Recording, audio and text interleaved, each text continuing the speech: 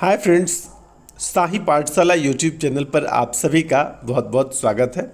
दरोगा के लिए हम लोग मॉक टेस्ट प्रैक्टिस कर रहे हैं और इसी कड़ी में आज मैं उपस्थित हुआ हूं 8वें मॉक टेस्ट को लेकर के। इससे पहले हम लोगों ने 7 मॉक टेस्ट को प्रैक्टिस किया, बहुत ही सरलता से, बहुत ही सावधानीपूर्वक, आसानी से किया है। और प्रश्न को देखकर अब तक आप लोग को पता चल गया होगा कि कितने मेहनत से इसे तैयार किया जा रहा है, इस प्रश्नों के संग्रह को कलेक्ट किया जा रहा है। उम्मीद है कि आपको हमारा यह टेस्ट बहुत पसंद आ रहा होगा। यदि आप हमारे इस टेस्ट को नियमित रूप से रेगुलर वे में ज्वाइन करते हैं, देखते हैं, तो निश्चित रूप से आपको न सिर्फ दरोगा परीक्षाओं में बल्कि अन्य प्रतियोगिता परीक्षा में भी आपको बहुत सारा हेल्प मिलने वाला है। तो आइए चलते हैं आज के 8वें टेस्ट के पहले प्रश्न, क्वेश्चन नंबर 41 पर। हमारा पहला प्रश्न कहता है कि निम्नलिखित कथनों पर विचार कीजिए और जो है कि फिर दिए गए कूट से जो है उत्तर दीजिए। तो यहाँ पर पहला कथन है कि प्रोकैरियोटिक कोशिकाओं के डीएनए में हिस्टोन प्रोटीन का अभाव रहता है, और दूसरा कथन है इसमें 70S प्रकार के राइबोसोम पाया जाता है, राइबोसोम पाया जाता है। तो यहाँ पर आपको बताना है कि दोनों में से कौन से कथन सत्य हैं अथवा हैं। ठीक है, तो पहला है आपका केवल 1, बी है केवल 2, सी है 1 और 2 दोनों, और डी है ना तो 1 और ना ही 2। तो यहाँ पर विकल्प सी सही है, यानी 1 और 2 दोनों कथन सत्य है।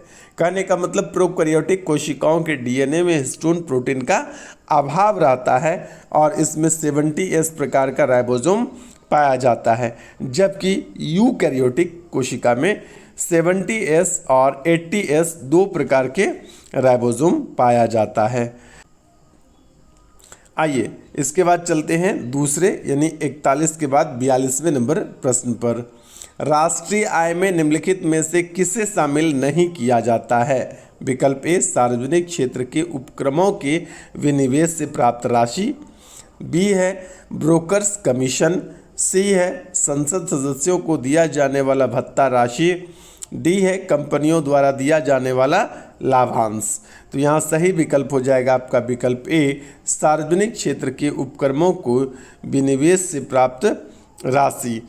तो ये हो जाएगा आपका सही आंसर। कहने का मतलब है कि सार्वजनिक क्षेत्र के उपक्रमों के विनिवेश से प्राप्त राशि, लॉटरी में जीती गई धनराशि, विदेशी बैंकों द्वारा अर्जित लाभ आदि को राष्ट्रीय आय में शामिल नहीं किया जाता है। इसलिए यहाँ पर क्या है कि विकल्प ए जो है आपका सही उत्तर हो जाएगा। यहाँ पर प्रश्न है कि राष्ट्रीय आय में किसे शामिल नहीं किया जाता है, तो विनिवेश की राशि जो है यह राष्ट्रीय आय में शामिल नहीं किया जाता है। आइए नेक्स्ट चलते हैं 43 पर। 43 हमारा प्रश्न क्या कहता है कि पंचक क्षेत्र संबंधित है, ए उच्च किस्म की सेवाओं से, बी निम्न स्तर की सेवाओं से, सी किसानों से, और डी शमशान घाट पर काम करने वाले लोगों से। तो सही विकल्प यहाँ पर हो जाएगा आपका विकल्प ए उच्च किस्म की सेवाओं से। पंचक क्षेत्र में गोल्ड कॉलर प्रोफेशनल्स को शामिल किया जाता है, जो अपने अपने क्षेत्र के उच्च विशेषज्ञ होते हैं। ये अपने संबंधित क्षेत्र में नीति निर्माण व निर्णय निर्माण में बहुत महत्वपूर्ण भूमिका निभाते हैं। तो इस प्रकार से पंचक क्षेत्र जो है उच्च किस्म की सेवाओं से संबंधित है। आइए चलते हैं नेक्स्ट 44 नंबर प्रश्न पर। हमारा आज का 44वां प्रश्न है, गुप्त काल में गुजरात, बंगाल, दक्कन एवं तमिल राष्ट्र में स्थित केंद्र किससे संबंधित थे? विकल्प ए वस्त्र उत्पादन, विकल्प बी बहुमूल्य मणि एवं रत्न, विकल्प सी हस्तशिल्प, और विकल्प डी अफीम की खेती। तो यहाँ पर सही जवाब हो जाएगा आपका विकल्प ए वस्त्र उत्पादन से। आइए सुन लेते हैं इसकी व्याख्या को। वस्त्र उद्योग गुप्त काल का प्रमुख उद्योग था। गुप्त काल में अंतर्राष्ट्रीय व्यापार के प्रमुख केंद्र के रूप में ताम्रलिप्ति, भृगुकच्छ, अरिकमेडु और कावेरीपत्तनम, मुजिरिस प्रतिष्ठान, सोपारा और बारबेरिकम शामिल है। तो इस प्रकार से यहाँ पर सही जवाब हो जाएगा वस्त्र उद्योग। यानी गुप्त काल में जो है गुजरात, बंगाल, दक्कन, तमिल राष्ट्र आदि सभी केंद्र जो है कि वस्त्र उत्पादन से संबंधित थे। यानी वस्त्र उद्योग जो है गुप्त काल का प्रमुख उद्योग था। आइए नेक्स्ट चलते हैं 45 पर। अफगानिस्तान के प्रति आक्रामक नीति किस वायसराय ने अपनाई थी? तो अफगानिस्तान के प्रति वायसराय विकल्प ए है लॉर्ड मेयो, विकल्प बी है लॉर्ड लीटन, विकल्प सी है लॉर्ड डफरिन और विकल्प डी है लॉर्ड कैनिंग। तो यहाँ पर आपका सही जवाब हो जाएगा अफगानिस्तान के प्रति आक्रामक नीति लॉर्ड लीटन ने अपनाई थी। किसने अपनाई थी? लॉर्ड लीटन ने। लीटन को 1876 में कंजर्वेटिव प्रधानमंत्री कौन थे? बेंजामिन डिज़रायली द्वारा जो है वायसराय नियुक्त किया गया था। लीटन एशिया में रूस के प्रभाव को कम करना चाहते थे। इसी प्रभाव को कम करने को ध्यान में रखते हुए नवंबर 1878 में अफगान अमीर शेर अली, जो कि रूस समर्थन से प्रभावित था, उसका पाला बदलने के लिए यानी रूस के प्रभाव को कम करने के लिए अफगानिस्तान पर आक्रमण कर दिया। लॉर्ड लीटन के समय में ही वर्नाकुलर प्रेस एक्ट 1878 ईस्वी में भारत आया था। उसके बाद लीटन के समय में ही 1876 में महान अकाल हुआ था। रिचर्ड स्ट्रेची की अध्यक्षता में अकाल आयोग का गठन किया गया था। यहाँ पर यह भी प्रश्न बन सकता है किसी परीक्षा में कि अकाल आयोग का गठन किसके शासनकाल में हुआ? तो लॉर्ड लीटन के समय में। और अकाल आयोग का गठन जो है किसकी अध्यक्षता में हुआ? तो जवाब हो जाएगा रिचर्ड स्ट्रेची। ठीक है, आइए चलते हैं नेक्स्ट 46 नंबर प्रश्न पर। 46 नंबर हमारा प्रश्न कहता है डेविड हेयर और अलेक्जेंडर डफ के साथ मिलकर निम्नलिखित में से किसने कलकत्ता में हिंदू कॉलेज की स्थापना की? विकल्प ए है हेनरी लुइस विलियम डेरोजियो, विकल्प बी है ईश्वर चंद्र विद्यासागर, विकल्प सी है केशव चंद्र सेन, विकल्प डी है राजा राम मोहन राय। इस प्रकार यहाँ पर सही जवाब हो जाएगा राजा राम मोहन राय। डेविड हेयर और अलेक्जेंडर डफ के साथ मिलकर राजा राम मोहन राय ने कलकत्ता में हिंदू कॉलेज की स्थापना की। राजा राम मोहन राय ने 1817 ईस्वी में कोलकाता में हिंदू कॉलेज की स्थापना किया था। 1825 ईस्वी में राजा राम मोहन राय ने वेदांत कॉलेज की स्थापना किया था। राजा राम मोहन राय ने लॉर्ड विलियम बेंटिंक द्वारा 4 दिसंबर 1829 में बंगाल प्रेसिडेंसी के तहत सती प्रथा को प्रतिबंधित कर दिया। राजा राम मोहन राय को भारतीय पुनर्जागरण का जनक कहा जाता है। राजा राम मोहन राय ने 1828 में ब्रह्म समाज की स्थापना की। 1816 में कोलकाता में भारत का पहला अंग्रेजी माध्यम स्कूल शुरू करने का श्रेय जो है राजा राम मोहन राय को जाता है। बाद में इस स्कूल को एंग्लो हिंदू स्कूल के रूप में जाना जाने लगा। राजा राम मोहन राय को राजा की उपाधि किसने दी थी? तो अकबर द्वितीय ने। अकबर द्वितीय ने राजा राम मोहन राय को राजा की उपाधि दी थी। और स्वतंत्रता सेनानी गोपाल कृष्ण गोखले ने राय को आधुनिक भारत का पिता कहा था। तो यहाँ पर यह प्रश्न भी बन सकता है कि राजा राम मोहन राय को आधुनिक भारत का पिता किसने कहा था? तो सही उत्तर हो जाएगा गोपाल कृष्ण गोखले। इस प्रकार राजा राम मोहन राय के बारे में सभी पॉइंट्स को हम लोग याद रखेंगे। आइए चलते हैं नेक्स्ट 47 पर। समानांतर फसल का उदाहरण है। विकल्प ए है आलू एवं धान, विकल्प बी है गेहूं एवं सरसों, विकल्प सी है कपास एवं गेहूं, विकल्प डी है ज्वार एवं आलू। तो इस प्रकार से यहाँ सही विकल्प हो जाएगा विकल्प बी गेहूं एवं सरसों। आइए सुन लेते हैं इसकी व्याख्या को। समांतर फसल किसे कहते हैं? ऐसी फसलों की कृषि जिसमें प्राकृतिक ढंग भिन्न भिन्न हो लेकिन प्रतिस्पर्धा बिल्कुल शून्य हो, इसको समांतर फसलें कहती है। इसके तहत उगाई जाने वाली दोनों फसलें पोषक तत्व के लिए प्रतिस्पर्धा बिल्कुल भी नहीं करती है और न ही एक दूसरे पर कोई प्रभाव डालती है। इस प्रकार आप लोग देखे होंगे कि खेत में एक साथ गेहूं के खेत में भी सरसों भी बोया जाता है। तो सरसों और गेहूं एक ही खेत में दोनों एक ही साथ बोया जाता है। दोनों फसल एक दूसरे से प्रतिस्पर्धा बिल्कुल भी नहीं करता है, इसलिए इस प्रकार के फसल को समांतर फसल कहते हैं। तो यहाँ पर विकल्प सही हो जाएगा गेहूं और सरसों। आइए चलते हैं नेक्स्ट 48 पर। आर्थिक सर्वेक्षण 2020-21 के अनुसार निम्न राज्यों को दुग्ध उत्पादन के आधार पर घटते क्रम में सजाएं। यहाँ पर पहला विकल्प है मध्य प्रदेश, गुजरात, पंजाब और हरियाणा। बी है गुजरात, मध्य प्रदेश, पंजाब, हरियाणा। सी है गुजरात, मध्य प्रदेश, पंजाब और हरियाणा। और डी है, यहाँ पर डी हो जाएगा मध्य प्रदेश, गुजरात, हरियाणा और पंजाब। तो यहाँ पर आपका सही विकल्प हो जाएगा विकल्प ए, मध्य प्रदेश, गुजरात, पंजाब और हरियाणा। कहने का मतलब आर्थिक सर्वेक्षण 2020-21 के अनुसार राज्यों को दुग्ध उत्पादन के आधार पर सबसे ज़्यादा मध्य प्रदेश, दूसरे नंबर पर गुजरात, तीसरे नंबर पर पंजाब और चौथे नंबर पर हरियाणा को जो है रखा गया है। आइए नेक्स्ट चलते हैं 49 प्रश्न पर। तड़ित यानी बिजली का चमकना से वृक्ष में आग भी लग सकती है क्योंकि इसमें अत्यधिक मात्रा में होती है। ए रासायनिक ऊर्जा, बी नाभिकीय ऊर्जा, सी विद्युत ऊर्जा और डी ऊष्मीय ऊर्जा। तो यहाँ पर इस प्रकार सही उत्तर हो जाएगा विकल्प सी विद्युत ऊर्जा। आकाश में विद्युत आवेशों द्वारा बिजली उत्पन्न होती है। बिजली की एक फ्लैश बहुत सारी विद्युत ऊर्जा वहन करती है।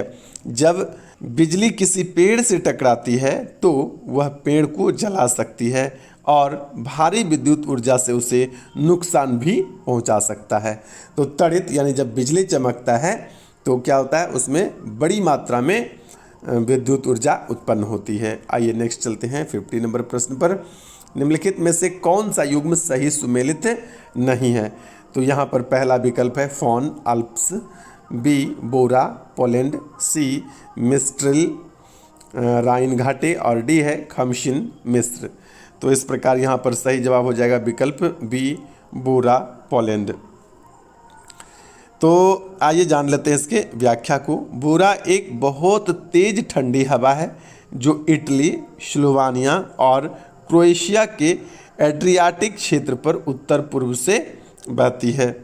एक और हवा जो मिस्ट्रो है एड्रियाटिक सागर में बहती है।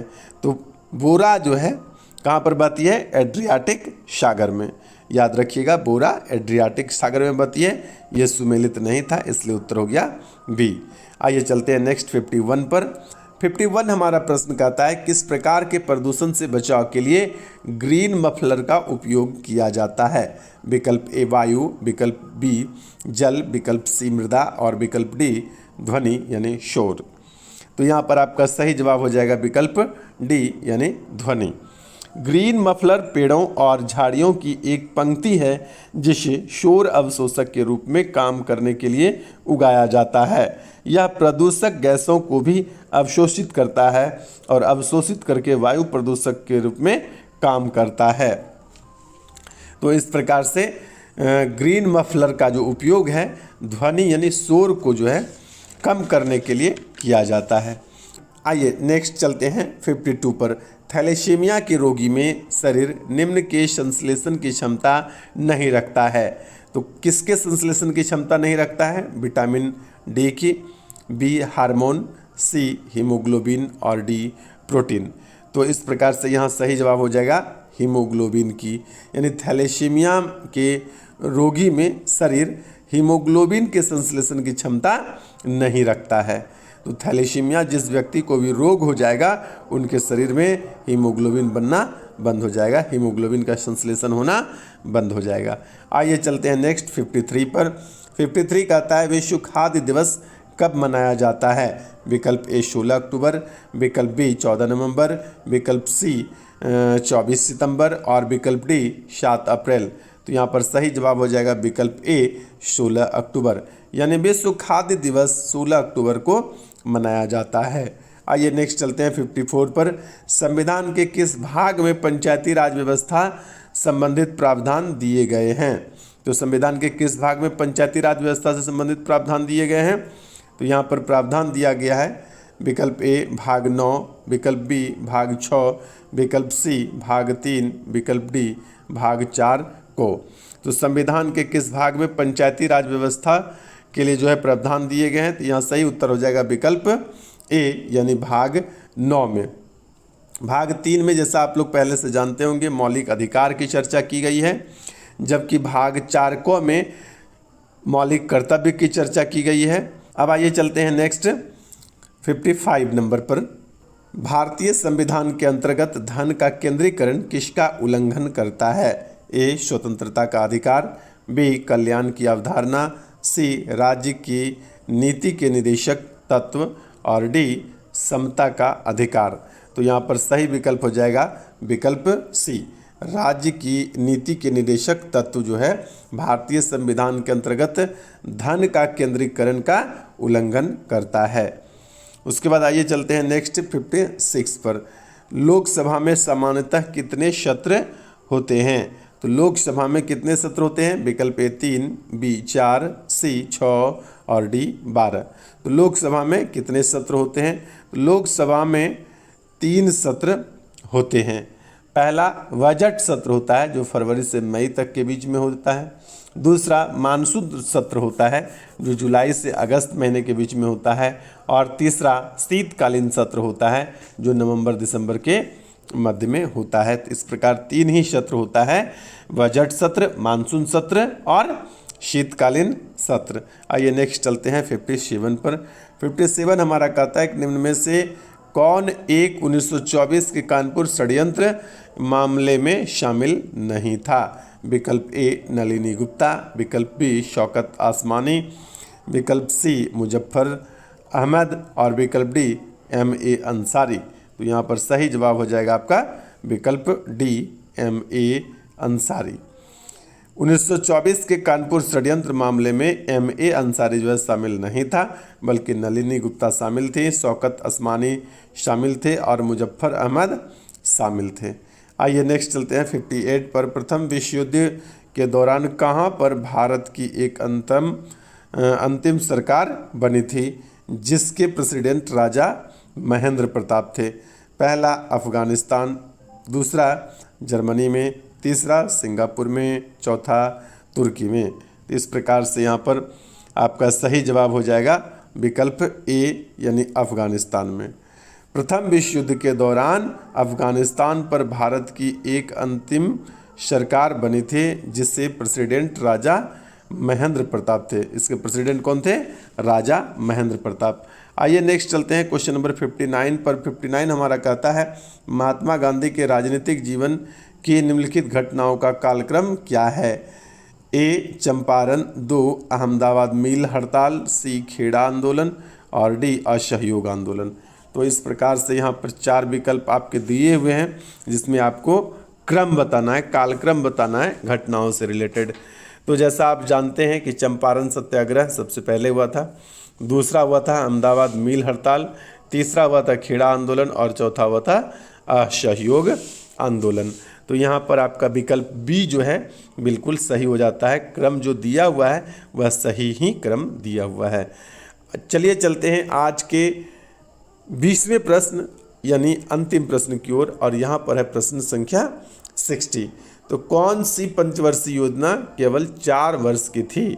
यदि आप में से अब तक भी हमारे इस चैनल को सब्सक्राइब नहीं कर पाए हैं तो हमारा इस चैनल को सब्सक्राइब कीजिए और वीडियो को लाइक करें। आपको यदि किसी प्रकार की तब्दीली या परिवर्तन चाहिए तो निश्चित रूप से आप हमें कमेंट करें, और यदि ना भी चाहिए तो मोटिवेशन के लिए कुछ ना कुछ आप अच्छा पॉजिटिव सकारात्मक कमेंट जरूर पोस्ट करें।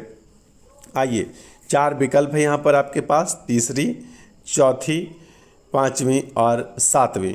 तो कौन सी पंचवर्षीय योजना केवल 4 वर्ष की थी? तो यहाँ पर सही जवाब हो जाएगा विकल्प सी, 5वीं पंचवर्षीय योजना जो थी वह केवल 4 वर्ष की ही थी। ठीक है, 5 वर्ष की नहीं थी। तो इस प्रकार से आज का यह हमारा सेट यहीं समाप्त होता है। बने रहिए शाही पाठशाला के साथ और चैनल को सब्सक्राइब करके वीडियो को लाइक कर दीजिए और बेल आइकॉन का घंटा अवश्य बजा दें। आज के लिए इतना ही, धन्यवाद।